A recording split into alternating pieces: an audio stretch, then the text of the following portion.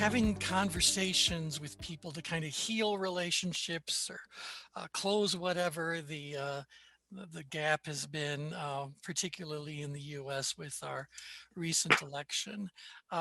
So that's going to be the main subject for today's call. Let me just welcome. Yeah, okay. Hi, everybody. Hi, hi, hi. Okay. Joseph, welcome.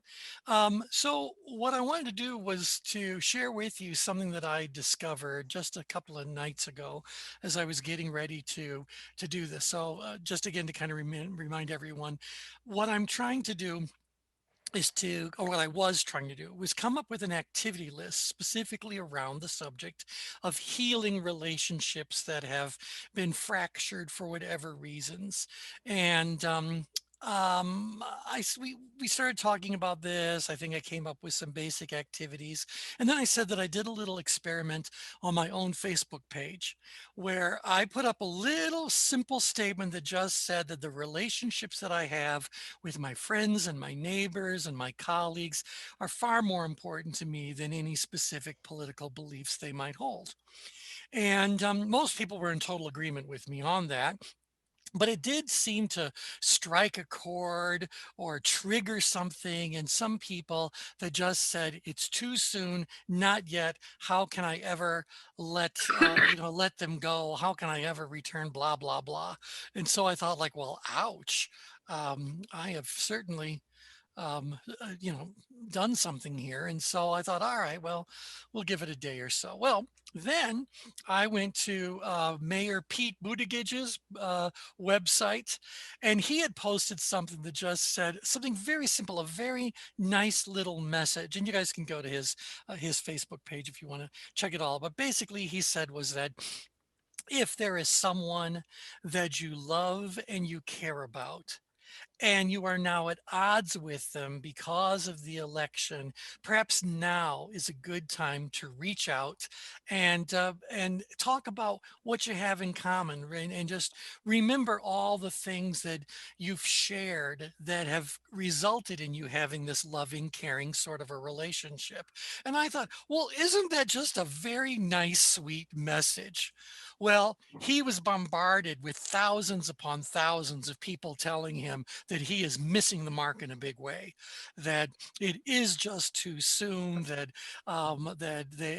those who did try to reach out to family members ended up getting slapped back big time, and because hey, the election isn't over yet, and blah blah blah blah blah. So you guys can kind of imagine what it was all about. And I kind of went like, wowza. Um, and then there were also people who were saying like, wait a second. And again, they were people who were considered them to be members of an abused population. What I got out of reading all of these little testimonies, if you will, or these little retweets or back tweets or answers or whatever you want to call them, I don't know. I'm flustered. I'm upgrade. Is that there's two camps, and I think this is what Brian was getting to. Part of the people that you want to reach out to are family members. And those family members meet what Pete was saying. If this is someone that you love and you very much care about, and the assumption is they similarly love you and care about you, that perhaps now is the right time to do that. Well, he triggered a whole lot of other people who were going like, I'm not going to forgive everybody. It's kind of like he'd never mentioned forgiving everybody. He never said reach out to people who you don't know. He never said try to heal things with people who aren't ready to have any healing occur. So I thought, wow, isn't that interesting? So we have to be sensitive as we go about doing this, that there's a need for us to be very clear in the message we're putting forward. And that is that if it is that existing relationship that has always been one that's based on love and mutual respect and deep care for one another, perhaps now is the time that we could be reaching out and seeing what we can do. When it comes to general conversations with the general population, trying to heal all of the ails of a absolutely split society, maybe this is not the time, and maybe there are certain populations that are still too much in pain for this to actually happen. So does that feel more Mhm. reasonable? Yeah, Well, this is definitely not the time. Yeah, not yeah, I not think there's a difference in just being in pain and still being stuck on this. I'm right, because Mm. I remember, 4 years ago, the next morning after the election, I was in severe pain, mm, and maybe I would have, been helpful to have somebody I really cared about reach out, but I wasn't stuck on, no, the election was stolen, we won the election, blah, blah, blah. Being right about it, I was just dealing mhm, with, mhm. okay, how do I take this in? Yeah. I Yeah, mean, I The different, I've lived in the United States all my life, and like you guys have been through many, many, many elections, and this is unique and different than it's mhm, ever been in my experience. yeah. absolutely. And so I think, That's going back to the intention of this series of calls that we're doing about, getting ready to help our clients and those we care about to have these kinds of conversations, and even the work that Linda's been doing with Braver Angels and getting ready to have these sorts of conversations. I thought this was a very interesting little insight Mhm. that we can't feel like it's time for us to go out there and heal the world or heal our world, heal our society. It's really more about, no, let's just start healing at home. And if we can heal at home, maybe we can heal with the person who's next door to us. But we also have to be sensitive to this idea about timing, which, by the way, gets back to that original outline that I shared, and I'll bring up on the screen again in just a few minutes. But I wanted to kind of take a look at the change grid for a second. Call me crazy, but I always want to see if we can tie things back to the change grid. But and this might actually be building on what we went over last week, which I ended up just calling about detachment on the change grid. Where does attachment and detachment live? But to bring all this stuff kind of together, where on the change grid would the object of your reach out, whoever it is you're trying to reach out to, need to be on the change grid to even have such a conversation? And where on the change grid is it absolutely unrealistic to expect to be able to engage at this point in time? Yep. Any thoughts? Probably completely up and out Okay, would up. be at the danger zones would be pretty much impossible to, it may be impossible or challenging to have a Well, conversation I don't think with. impossible is a bad word either. So the further we go into that danger zone, certainly something goes from challenging to really difficult to forget about it. It's Yeah. impossible to do anything. So again, we always like to appreciate the nuances as we move to different parts of the change grid. So let me throw this to you guys just as kind of like a refresher, kind of a question. Well, what's the difference between outgrid resistance and upgrid resistance, or the upgrid? What I'm going to say, well, attachment is what we talked about last time around, but I'm going to say rigidity. And the outgrid attachment or rigidity. What's the difference between those two? Well, upgrid is fear based, Hmm, hmm. and So it's external. So you'll be most likely a victim of your own circumstance, or certainly pointing a finger of blame at something or yeah, someone else. Yes. yeah. I could see both of what you guys have just said. Certainly, it is this fear element, which would resonate with your thought that something external is going on, and that it's that external element that's still there. Because look what's happening. Okay, what do upgrade and outgrid both share in terms of perceptions? tunnel vision. Oh, tunnel vision, but even look at our little axes here. What does upgrade and outgrid share? They both share a perceived high level High of challenge, challenge. Oh, high okay. level challenge. How Yeah. are they different? capability or That's ability. right. Their perceptions of ability. So both of them think the challenge is very high. The upgrade person thinks it's high and they have a low level of ability to do anything about it. So think about what they would be feeling. Put yourself in that state. Very challenging situation. It did not turn out the way you wanted it to. Very challenging situation, and you feel as though you've got nothing you can do about it. Mhm. Okay, as opposed to so that would be the ones that saying like it was taken from us, it was whatever that languaging might end up being. They're positioning themselves as being a bit of a victim, if you will, where the person who's outgrid is about, as we've learned more and more as we have these discussions about emotions, it's more about anger. And so because they believe the challenge is very high and their ability is very high, so everybody just get out there and fix this. And so there's a lot of that energy. Well, if you read today's news, you know there's a whole lot of outgrid stuff happening. And whether or not it will make any difference whatsoever is to be seen. But nevertheless, that's energetically what's going on. A lot of outgrid energy that's being done. So again, we look at it this way from survival responses. Upgrid is very much about flight, and outgrid is very much about fight.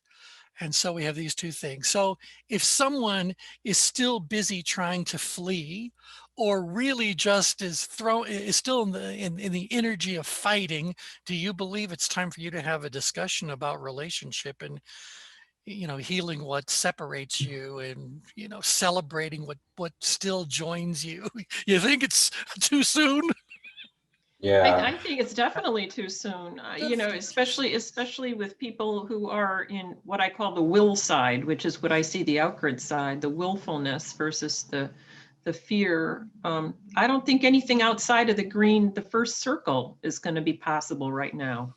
Going to be difficult, because I think that between the green circle and the red circle, again, if we're looking at balance between the green and the red circle, we may not encounter fight because they're not far enough outgrid. But what do you think that conversation might be like with someone who is slightly outgrid, moderately outgrid? Self-righteous, Mm-hmm.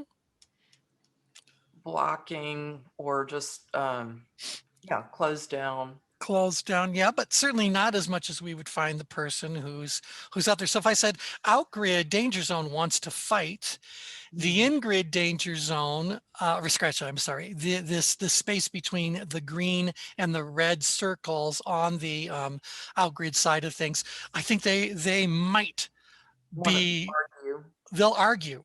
It'll be a big debate. It'll be, and it's still this, someone's got to win and someone's got to lose. Maybe, just maybe, there might be some give, but I just don't think that they're going to be the one who's ready to just talk about the relationship, because, what do I say, the issues are still so sensitive. Right. So I think based on what Jane said, or what was it, Kathy, who said that maybe even unless you're inside of the green circle, it's just not really time quite yet. So what Yeah. Kathy was saying, then there's inside the green circle, there's more, you're open. So there's a sense of common ground, or at least a possibility of common ground, whereas perhaps upgrid, outgrid, there's this practice of resistance. And so you're going to be blinded by your own behaviors and perceptions. Yeah, and for those who didn't hear last week's call, we were talking about the whole thing that Brian just referred to about inside the change grid. You are more open, you are more detached, you are more receptive, and certainly that's at its highest in the exact center of the change grid. But anywhere inside of that green circle, that's what's really going on. Joseph, you have your hand up. You're welcome to chime in anytime you want. Feel free to interrupt us. Don't wait for a lull in the conversation. I don't want to interfere in your politics, but I've No, been watching go, please CNN do. all day. So I might throw in two aspects, which you might have been missing. One of it is the dynamics. So you said, well, it's might be impossible to approach somebody who is upgrid. So I tend to. I hope that I can look at it in a more positive way, because people are not always upgrade and always. That's So there's right. more of a dynamic. So also these people you see on television who show anger, there has to be a time that they they shut down the television, Yeah. and that they have a period of reflection or some move towards the center. So you could always also think about the timing, not being too soon or too late, but in which situation do I approach somebody? Yes, yes, yes, yes. Yep. And I think And then you had another point too. Go ahead. yeah, the other thing was also about dynamics. So if you put out a reach out through an activity list and you try to reach out to the public, then maybe 80% of the population is not ready for it. But what about the 20 who is? That's right. That's right. And so I think that you're right where the outline was going to go, and that's this idea that like we don't need to try to globalize whatever we're learning in the skill set about how to heal the relationships, how to bridge the gap, how to we just need to apply it again, as Pete Buttigieg said, apply it in those relationships where you love the person and you very care about one another. It's all very mutual, but you're at odds with one another. And for those of you that are joining our call from outside of the United States, there's a holiday coming up in barely a couple of weeks. And it is a holiday that is all about families sitting around the dining table. And for for years and years, there's always jokes being made about, well, that's going to make Thanksgiving very interesting. And so I think that's what we're really most sensitive to right now. Can we do something to try to heal whatever's going on? And I guess my answer is that building on what Joseph just said, I don't know that we have, I want to say, enough information about how other people are still responding in order to just assume that now's the right time. So we got to just kind of feel it all out. Kathy, you got your hand up, or I don't know if it's just up, but you can unmute anytime you want and say whatever you want to say. Okay.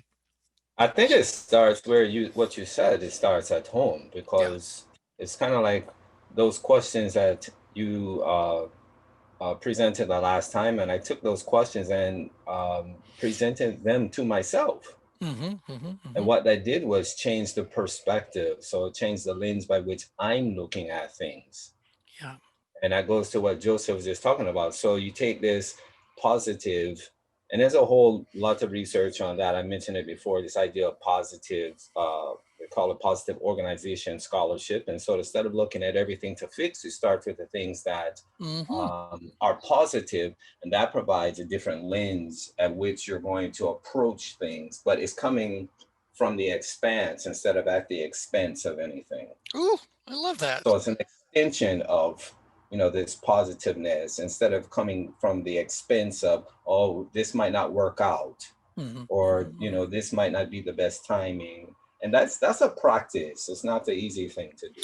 Well, and what I was thinking is, well, doesn't it all begin with some attempt at outreach? And maybe that attempt at outreach doesn't have to be a phone call that you're being made and actually having conversation.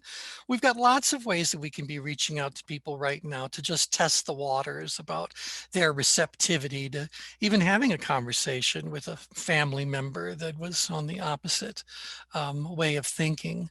And I would like to say that if I am going to have any kind of certainly we're not going to be arguing or anything, but any kind of a debate, or if I need to anticipate what their issues may be, I would like to know whether or not I'm dealing with someone who is up-grid or someone who is out-grid. I have a client who happens to be quite far up-grid around this, the outcome, very worried about what's going to happen moving forward, about the economy, or about how their okay, one of their core values was about life and about how this is going to affect Roe versus Wade or anything having to do with women's rights. Giving women more rights terrifies them, and they're a woman. So it's a very interesting kind of a thing to hear what the frightened voice is versus the angry voice.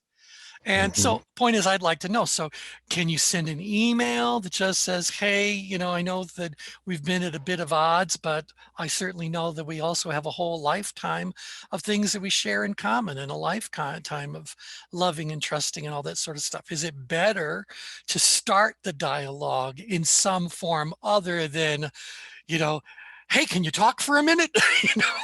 So what do you guys think about how the outreach occurs? How are things being initiated? So let me chime in, Yes, because please. you just illustrated a reaction that I wanted to point out earlier.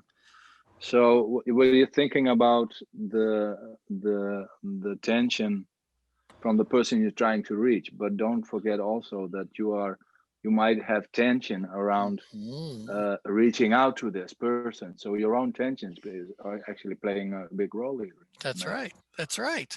And, there's always two people on the change grid, and someone is always managing somebody else's level of productive tension. And so let me go ahead and slide. I don't think we need to keep looking at a composite change grid. Let me slide the outline into the screen. So if you guys, are you seeing that now? Rebuilding relationships? Yes. Yeah. And so, we talked about early on, who are we trying to influence? What are we hoping to accomplish? Why are we reaching out? Are we thinking we can change their mind? Or what are we trying to do? What are we trying to accomplish? And when is the right time to do that? And that should really be based on what we understand change grid locations might be. And so I would like, if nothing else, to say to everyone, you need to have an outreach plan before you just decide to just blurt out, hey, we need to talk. So, Mhm. and hopefully these questions help you to develop a bit of that strategy so we can get into the how. We also talked about on our first goal about this whole relationship sort of thing, that you certainly don't want to make matters worse. And to Joseph's point, you need to pay attention to where your own level of tension is before you can start to pay attention to their level of tension. And that is a sequence, because if your level of tension is in some distorted location, what happens to your ability to read somebody else's level of tension, right? So if I want to do the best job of tension management, where do I need to be on the change grid? Well, the answer is not very far out grid and very far up grid or very far down grid or in grid. I need to be balanced if I'm going to do a good job of that. So maybe I need to be doing my own PowerPoint maneuvers, my own centering things, get my own questions answered about how I'm responding to all of this sort of stuff. And I think we also talked about that it's very important as we have these discussions that we separate the person from their behavior. That's the generic line from when I originally used this outline years and years ago. But it's also about separating the person from the person's, I want to say, um, belief specific behaviors. I don't know that I can completely separate a person from their beliefs, because their beliefs are part of what makes them the person that they are. It's their behavior around those beliefs that I think we want to do. So we want to make sure we're focusing on the behavior side of thing, not the person themselves. I think we talked about that last time as well. In fact, I remember Kathy added to our list this idea about that we need to avoid judgments as we do the most important part of the whole thing, and that's to seek to understand before we seek to be understood. So certainly I would rather a conversation center around, how are you feeling? What are you thinking? As opposed to, let me tell you how I'm feeling and how I'm thinking. so, so we got to reach out, seek to understand before we seek to be understood. And as we hear whatever they have to share, avoid judgments. We're gathering information. We then started talking about the different places on the change grid carry different sets of values that people have around that. And so I think that there is, right now we seem to have a very binary sort of a society as far as this election goes. You are either A or you are B. If you are not A, you must therefore be B. Now add the word radical to it. And you've got an even worse situation. If you are not A, you must be a radical B. Or if you're not a B, you must be a radical A. Well, everybody needs to just draw a bell curve and put the whole population on that bell curve. And we all know that at the extremes, we have smaller populations than we have in the center, unless you think this is some form other than a standard bell curve. But if it's a standard bell curve, the majority of people aren't radical anything. They might be leaning a particular way. They might even be strongly a particular way, but that doesn't mean they're radical. And so we need to appreciate that across the whole population, there are an endless number of value equations, and each one of us has our own unique value equation. As we start to talk about what we value most, as we go about making whatever the decision happens to be, that starts to move us around somewhere on the change grid. So if we were very generic about it, people that hold an outgrid energy around the issue are going to value a certain set of things that people who are downgrid might not value at all, might have a very different value set. And the in-grid people have their own value set, and the upgrid people have their own value. And even then, there's not just 4 types, there's an infinite variety of combinations or degrees that we can talk about as we move around on the change grid. And so what I try to bring to this is that what I'm trying to really understand in another person is what was their personal value equation. So what really is most important to them? And I remember that we talked about that there are a lot of people who are single issue voters, that it really doesn't matter about any other thing you might put forward as a discussion.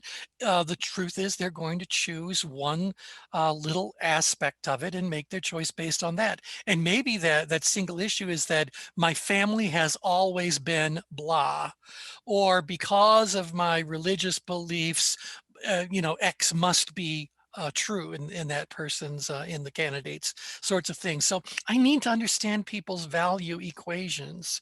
And I also need to resist the tendency to project my value equation on the rest of the world and to evaluate the rest of the world purely on their compliance with my value equation.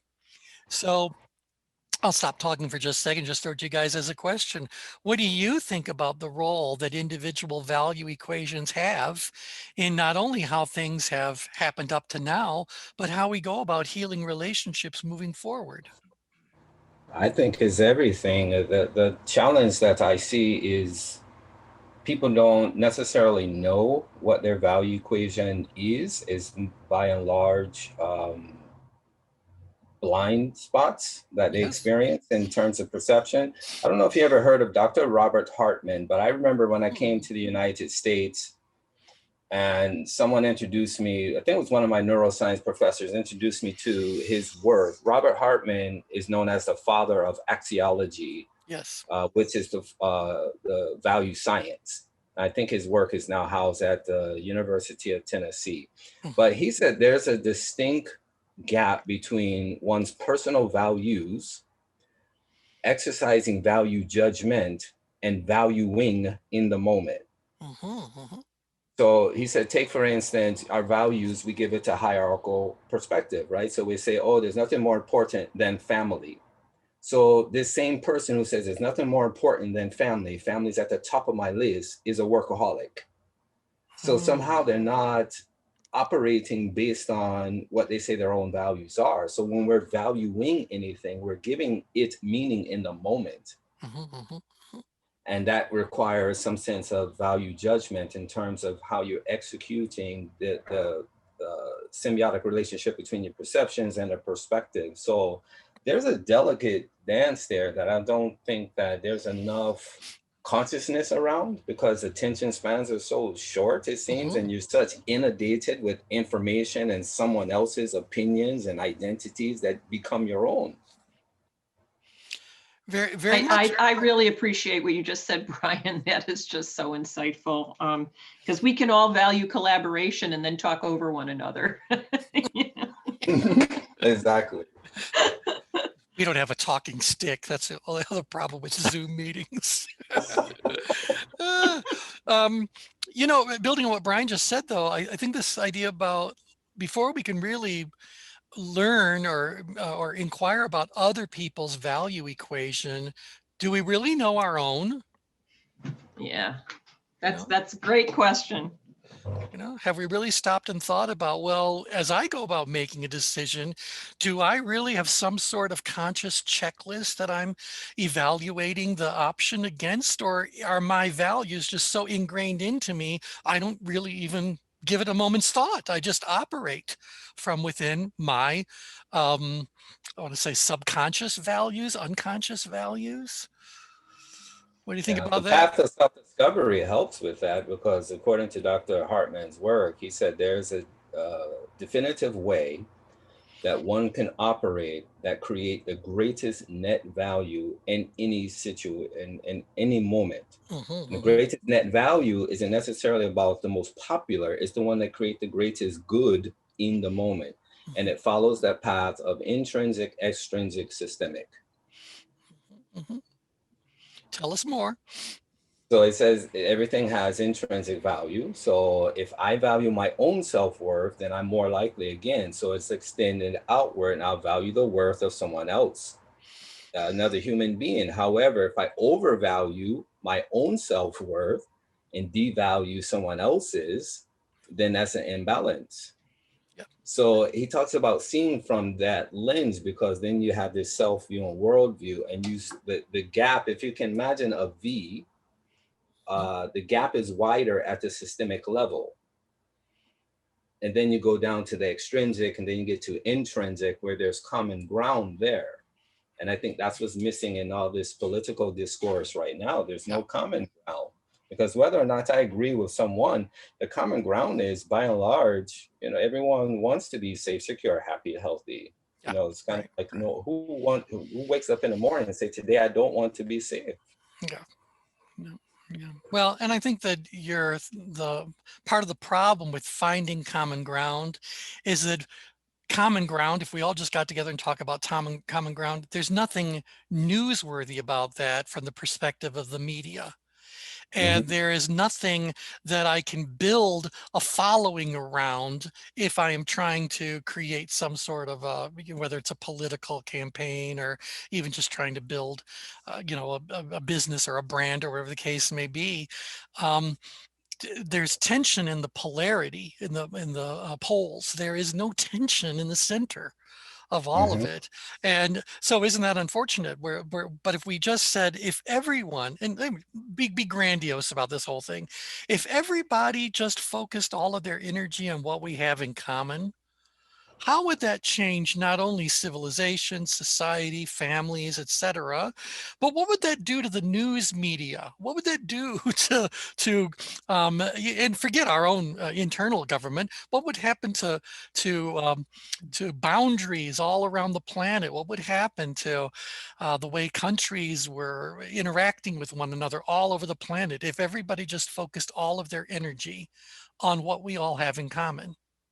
What would change? A lot. Yeah, I mean, a lot.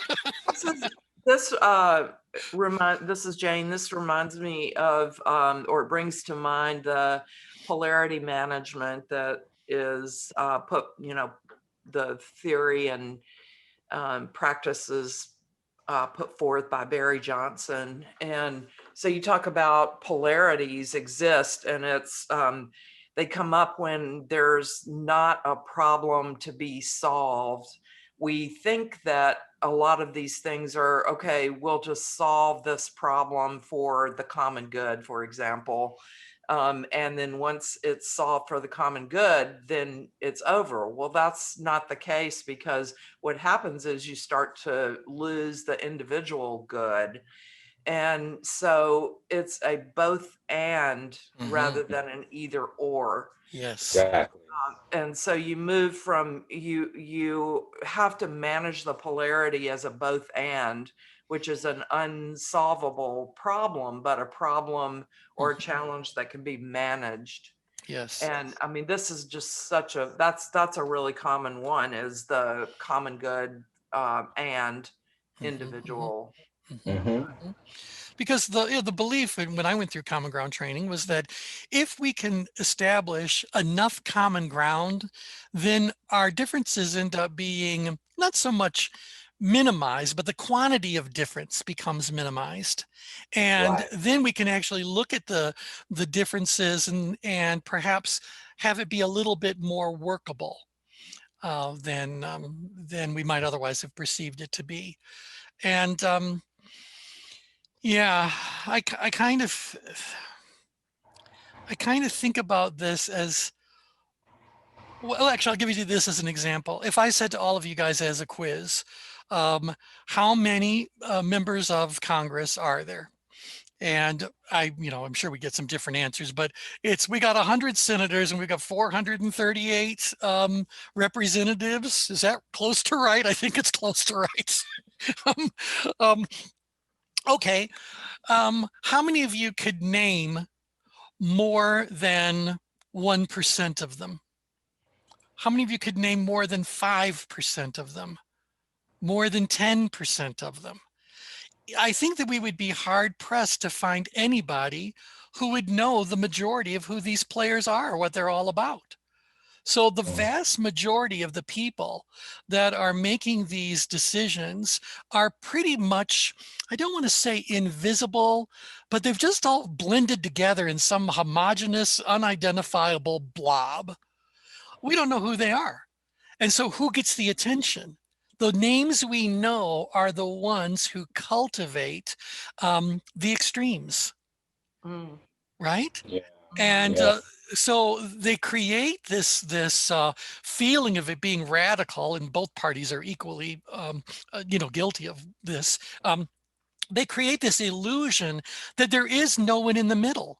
But I'm willing to say I believe that the vast majority of people who enter politics are entering politics because they're trying to be useful to the populations that they serve.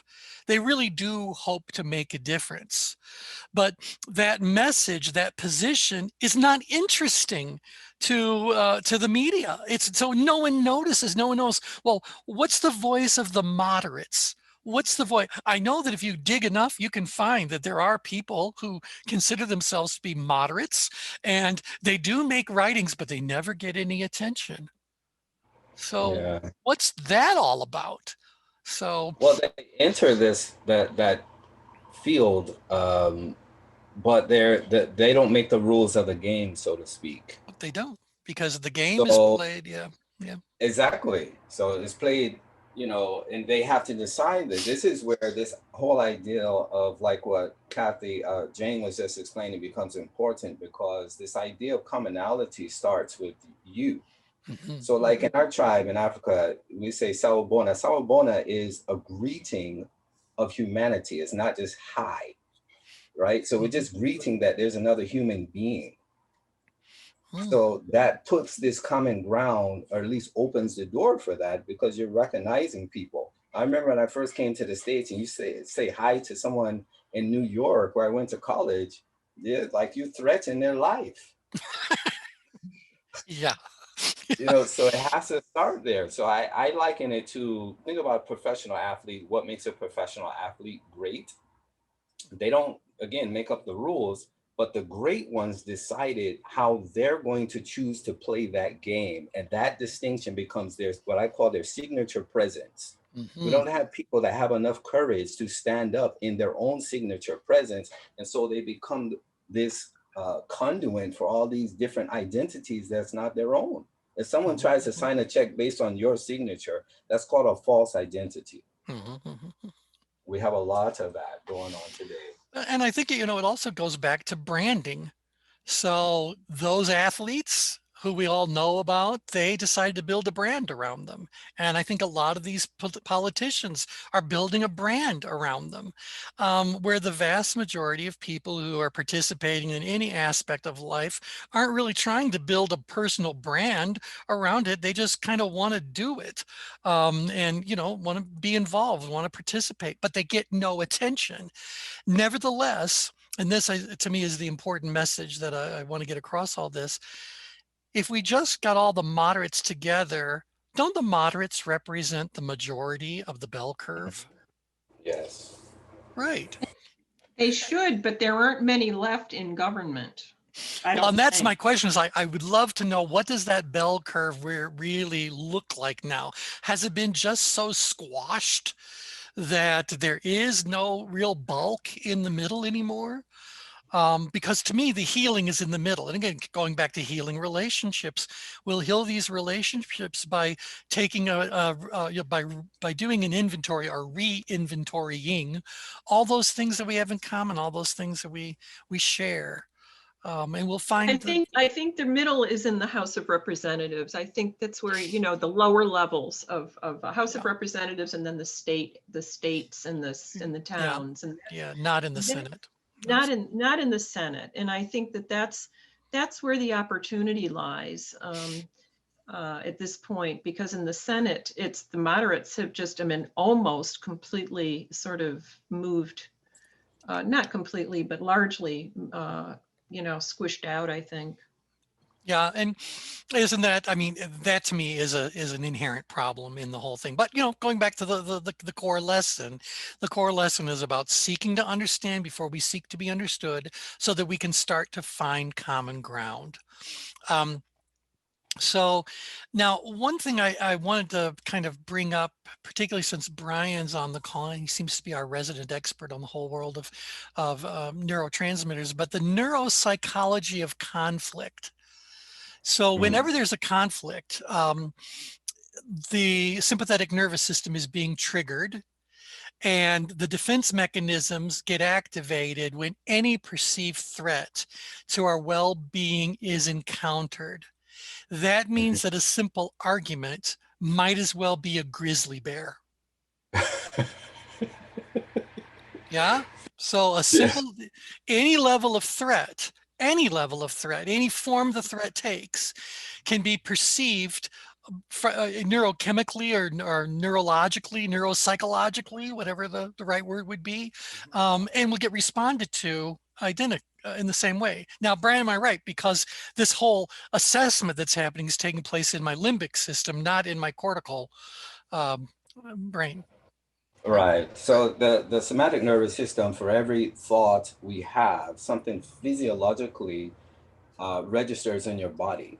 And so, you know, Kathy, Jen, I'll talk about the somatic and how important that is. But again, if I'm unaware that something is happening to my body, some people, and we used to do this all the time, people come into the laboratory, we ask them, what happens when you get really angry and they get triggered? Some people say, oh, my eyes water, I start to cry. For me, if I get angry, which is rare, it'll sound like I just got off the boat. Like you won't understand a word that's coming out to my mouth. Yeah. So something physiologically happens and register in your body for each thought process you have. How many of you want to hear Brian when he's angry now? Me. Interesting. It'd be very interesting, because I want to know, do you start speaking Afrikaans? What do you start doing? Which of your life experience backgrounds comes forward then? So, you know.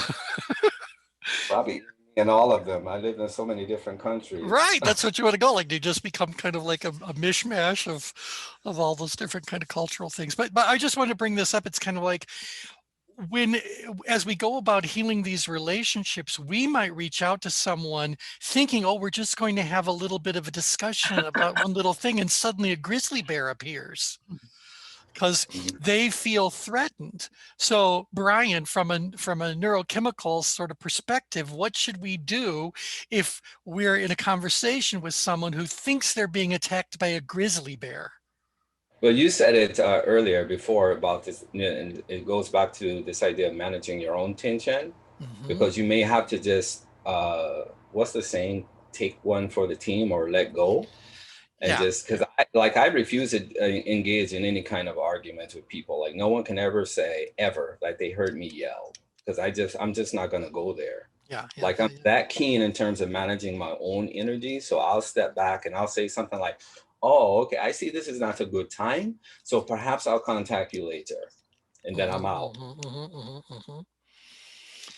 Yeah, because I think depending on where they are on the change grid, it might feel like they're arguing with you, but they're actually arguing with the radical left or with some generalized population instead of Right. And about if you whatever's take going it on. on, then you become social dumping. Yeah, yeah. So you remember I said in medical school, I didn't like the rotation of psychiatry. That bothered me, like to sit down and talk to people and they just dumping on you. I felt so energetically spent after. And I just remember having this bad perception of that whole experience. So when it came time to choose residencies and that kind of thing, I was like, this definitely not psychiatry. I wouldn't want to do it. It's like, oh yeah, but you would be good at it. I said, no, I wouldn't enjoy it. Yeah, love it. Okay, so I think we need to keep that in there. And so we have to then, if we don't want the grizzly bear to appear, we have to make sure that we avoid the use of any kind of trigger statement, trigger word, generalization that would bring the grizzly forward. Or in the case of the upgrade people, send them, fleeing for their life. So I've been using the word radical just to describe the extremes of what's going on, but how many of you actually have a visceral response if someone describes your beliefs as being radical or wants to put you into the radical category? I'm not a radical, so don't put me in that category. How many of you guys feel the same way? You're not a radical. Mhm. Unless you are, in which case, please identify yourself. So, well, because it'd be interesting to hear your perspective. I mean, so I think we got to avoid words like that. Or here's the big one. And by the way, if your goal is to manipulate people, is to create greater polarization, then by all means use these words, right? If we go back to the conversations we had right after the coronavirus first appeared, we talked about how do people go about manipulating populations? How does the media operate? And it all goes back to about choosing these kinds of words. Another one that's been tossed around a whole lot is socialist.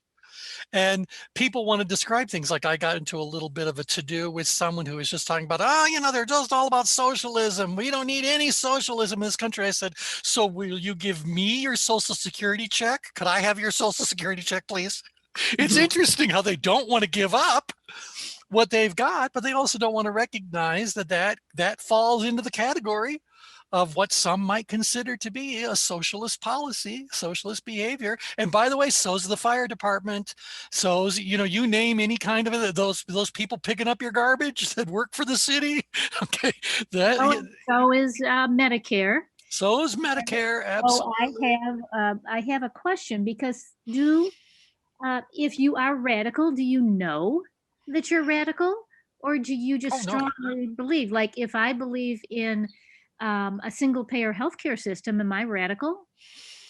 You would be identified as radical. That was the point of all this. We use these as labels to somehow or another separate other people from our population, whatever we think is the right way. It's a way of pushing people away, pushing ideas away.